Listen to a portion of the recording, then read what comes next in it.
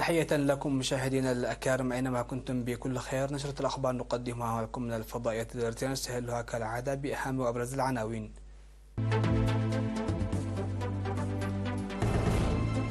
الشرطة الإرتجاع تقيم سير خطة 2023 وتناقش خطة 2024. أعمال بناء لوزارة العمل والرعاية الاجتماعية.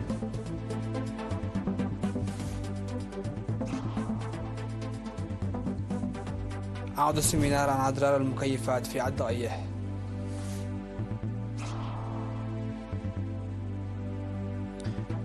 جنوب أفريقيا تقدم مرافعاتها أمام محكمة العدل ضد إسرائيل.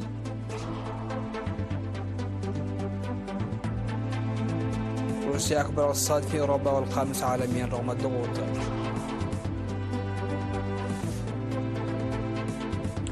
إيران تعلن احتجاز ناقلة نفط أمريكية في بحر عمان. أهلا بكم إلى تفاصيل النشرة. عقدت الشرطة الإريترية اجتماعا في أسمرة خلال 11 من يناير لمراجعة تنفيذ خطة 2023 ومناقشة مسودة خطة 2024. وفي الاجتماع الذي حضره رؤساء الفروع وقادة الأقاليم ومراكز الشرطة وآخرون، قال قائد الشرطة الإريترية العقيد محارس أجاي أن الجريمة زادت بنسبة 8.2% والجرائم بنسبة 14.6% على مستوى البلاد مقارنة بالعام الماضي. وفيما يتعلق بحوادث الطرق، انخفض معدل الحوادث بنسبة 4.4% عن عام 2022، لكن هناك 3523 حادثا و128 حالة وفاة و2616 إصابة خطيرة وطفيفة وأضرار في الممتلكات تجاوزت 42 مليون نقفة. وفي أعمال ضبط المخالفات المرورية تم توجيه الاتهام إلى 7886 سائقا بالقيادة الخطرة و389 بتعاطي الكحول و2472 برخص قيادة غير متجددة و14050 بأحزمة الأمان و11836 مركبة بعدم الخضوع للفحص السنوي، وقد اتخذت الخطوات اللازمة في هذا الشأن. وقال قائد الشرطة الإريترية العقيد محارس أجاي إنه تم تسجيل 1559 جريمة و12 مخالفة على أنها جنات مجهولون، وأوضح أن مراكز الشرطة ستقوم بالتنسيق والتعاون مع المجتمع لكشفهم، وكذلك الحد من الجرائم التي يرتكبها القُصّر. وبعد تقييم التقرير، قام المشاركون بتقييم خطة الحد من الجريمة وحوادث المرور بنسبة 5% من خلال تعزيز أنشطة الدوريات وزيادة القدرة على كشف الجرائم وتعزيز التحقيق في الجرائم غير المحددة وزيادة القدرة على مكافحة الجرائم العابرة للحدود، بالإضافة إلى مناقشة وظيفة 2024. وأخيرا، حصل 9 أعضاء ومركز شرطة واحد التميز والتفوق في برامج الشرطة لعام 2023 حصلوا على شهادات وجوائز نقدية من قبل قائد الشرطة وقوات الأمن العميد سمعان قبر دنجل وقائد الشرطة الإريترية العقيد محارس أجاي. من ناحية أخرى، ألقى الدكتور تادسي بياني عضو مركز بناء القدرات المؤسسية الإريترية محاضرة حول أهمية السلوك الجيد والأخلاق الحميدة في المرافق الخدمية. أعلن مكتب وزارة العمل والرعاية الاجتماعية في الإقليم الأوسط في الاجتماع التقييمي الذي عقده خلال 11 من يناير، أعلن تنفيذ أعمال بناء العام الفائت. وأفاد التقرير المقدم في الاجتماع صرف أكثر من 54.3 مليون نقفة لإعالة أسر الشهداء، وتوزيع أكثر من 1.4 مليون نقفة مقدمة من المواطنين المقيمين في المهجر على 166 أسرة شهيد، بالإضافة إلى توزيع 262.760 نقفة تبرع مجتمعي على 229 أسرة شهيد فقير. وأوضحت مسؤولة المكتب السيدة جمعة إبراهيم في الاجتماع إن التقييم يدفع لمزيد من الجهد والعمل بالتعرف على نقاط القوة والضعف، داعية الأعضاء لتأكيد الجهود والتفاني لنتائج أكثر فاعلية. وقال مدير عام قسم العمل في وزارة العمل والرعاية الاجتماعية السيد والديسوس إليسا إن رؤية الوزارة تتمثل في بناء جيل يكرم العمل من خلال تعزيز ثقافة العمل الجادة والإنتاجية. من جانبه أوضح مدير عام قسم الخدمات الاجتماعية في الإقليم الأوسط العقيد قبرهنس ولد قرقيسة إن العلاقة الوثيقة بين إدارة الإقليم والجهود الحثيثة التي يبذلها أعضاء المكتب هي العامل الأساسي لفعالية العمل. وأوصى المشاركون بالاهتمام في مراقبة المؤسسات والتعرف بقانون العمل وانتشار القروض وتعزيز العلاقات مع الشركاء. عقد في مدينة عدقيح سيمينارا لطلبة المرحلة الثانوية تركز حول أضرار التبغ والسجائر. وأوضح مسؤول الصيدلة في مكتب وزارة الصحة بالإقليم الجنوبي السيد صقاي عند برهانه أوضح أن 90% من متعاطي التبغ في العالم هم من الفئة الشبابية بسبب الوسائل الإعلانية الخطيرة التي تتبعها شركات التبغ. ودعا المواطنين بشكل عام والطلبة الشباب بشكل خاص على تجنب التدخين، حيث أن آثار السجائر والتبغ لا تظهر في الجسم إلا بعد مرور 30 إلى 40 عاما. وقال يجب على جميع المواطنين رفع مستوى الوعي والمساهمة في الحد من المواد المسببة للإدمان، حيث يمكن مكافحتها من خلال تغيير السلوك. ونصح مسؤول الخدمات الصحية في مديرية عدقيح السيد ولداب قبرز قابهير الطلاب نصحهم بتطبيق الدروس المستفادة من السيمينار وتجنب الإدمان. استشهدت في 11 من يناير المناضلة ورق زرعي حيلو عن عمر يناهز 75 عاما جراء مرض ألم بها. بدأت المناضلة ورق نضالها التحرري في أديس أبابا عام 1971 ضمن تنظيم تحشا السري التابع لقوات التحرير الشعبية، فيما التحقت عام 1973 بالميدان ضمن صفوف قوات التحرير الشعبية، وعملت في القوات المقاتلة والجهاز الصحي وجهاز الإدارة الشعبية والتثقيف السياسي والاتحاد الوطني للمرأة ومفوضية الشؤون اللاجئين بمختلف مستويات المسؤولية.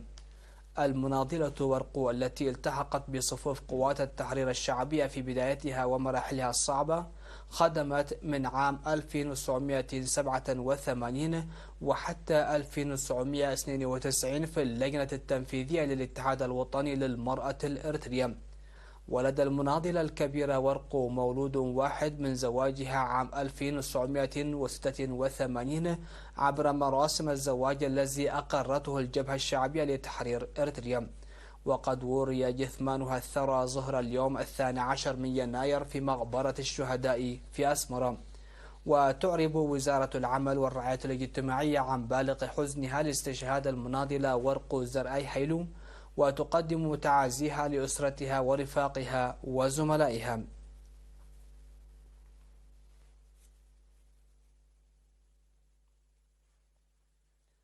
مشاهدينا، نشرتنا لا زالت مستمرة من الفضائية الإرثية، لكن بعد الفاصل.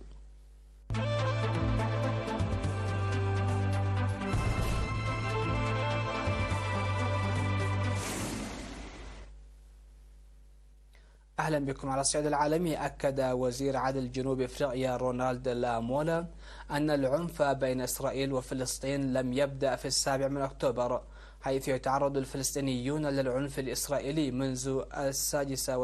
منذ 76 عاما، في كلمة له خلال افتتاح جلسات الاستماع بمحكمة العدل الدولية.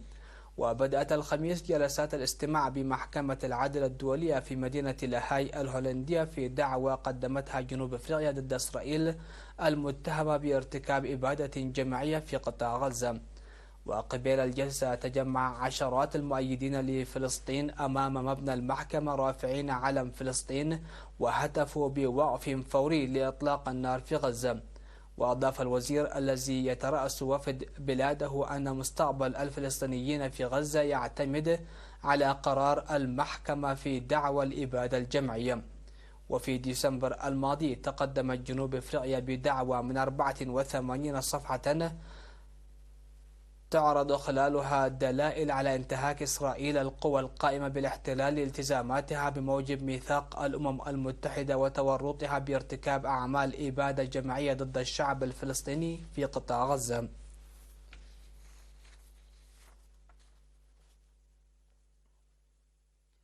أعلن الرئيس الروسي فلاديمير بوتين خلال اجتماع مع الشركات المحلية في خبرافوسك أن بلاده صارت الاقتصاد الأول في أوروبا والخامس عالميا، على الرغم من أنها سحقت من كل الجوانب. خلال اجتماع في مدينة خبرافوسك في معرض تعليقه على أداء بلاده الاقتصادي، أوضح بوتين أن نمو الاقتصاد الروسي بحلول نهاية عام 2023 قد يكون أعلى النسبة المتوقعة البالغة 3.5%، وأعرب عن اعتقاده بأن البنك المركزي الروسي سيخفض سعر الفائدة مع مرور الوقت، والذي يبلغ مستواه حاليا عند 16%، وسيتغير عندما يتم حل القضايا المتعلقة بالتضخم. وذكر بوتين أن روسيا تقدمت على أوروبا بأكملها من حيث مؤشر القوة الشرائية، مع مواصلة جهود الارتقاء بنصيب الفرد من الدخل القومي.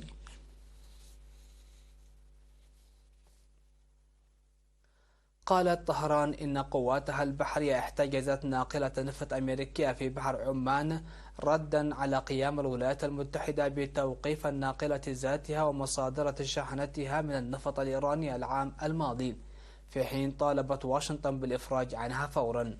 وقالت البحرية الإيرانية إن احتجاز الناقلة تم بموجب قرار قضائي، وأن الناقلة المحتجزة سرقت شحنة النفط مملوكة لإيران بتوجيه من الولايات المتحدة وفق تعبيرها.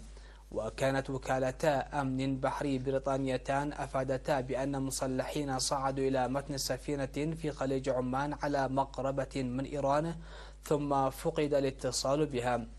وبالتزامن مع الحادث، أعلنت شركة مصافي النفط التركية توبراش أنها فقدت الاتصال بسفينة سانت نيكولاس التي تنقل آلاف الأطنان من النفط الخام العراقي، مؤكدة أن الحادث لن يؤثر على عمليات التكرير الخاصة بالشركة.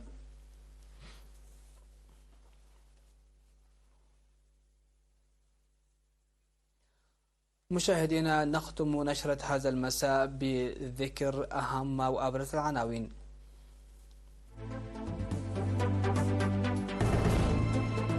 الشرطة الإرثية تقيم سير خطط 2023 وتناقش خطة 2024.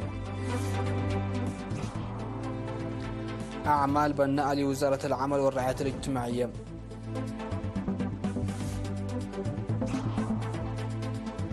عقد سيمينار عن أضرار المكيفات في عدغية.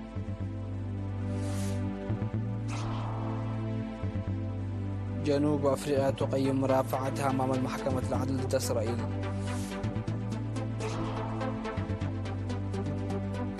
روسيا أكبر اقتصاد في أوروبا والخامس عالميا رغم الضغوط.